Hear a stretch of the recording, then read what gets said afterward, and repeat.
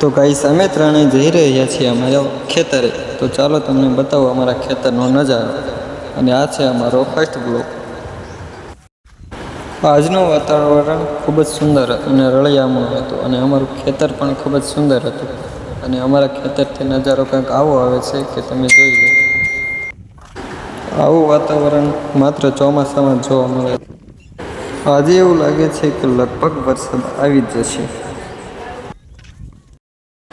આ છે અમારું ખેતર. આમાં અમે હાલમાં કપાસિયા રોપ્યા છે અને હવે વરસાદની રાહ છીએ. જ્યારે ફર્સ્ટ વરસાદ પડશે ત્યારે અમારા કપાસિયા ઉગી જશે.